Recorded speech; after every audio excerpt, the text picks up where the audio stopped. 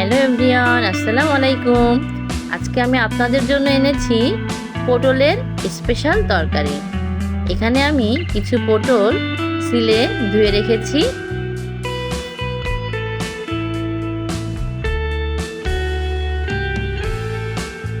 এবার আমি এই পটলগুলোকে ভেজে নেব।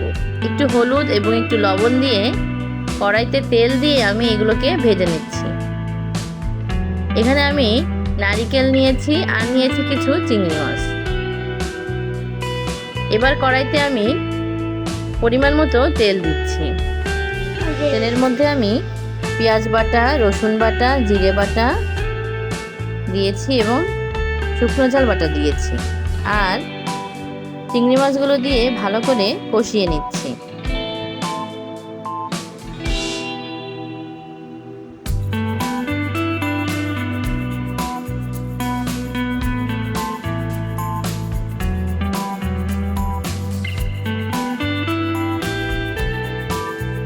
এবার আমি দিচ্ছি নারিকেলের দুধ। নারিকেলটাকে ভালো করে কচলিয়ে নারিকেল থেকে আমি দুধ বের করে নিচ্ছি চেপে চেপে।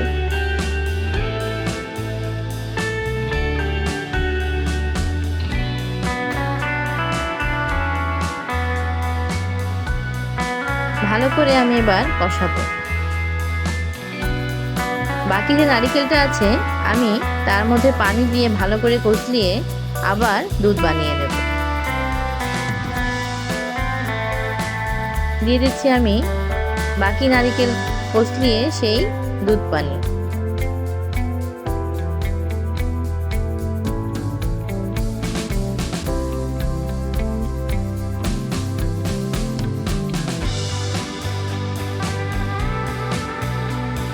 পানি যখন টকবক করে ফুটবে তখন আমি এর মধ্যে ভেজে রাখা পটলগুলো দিয়ে দেব।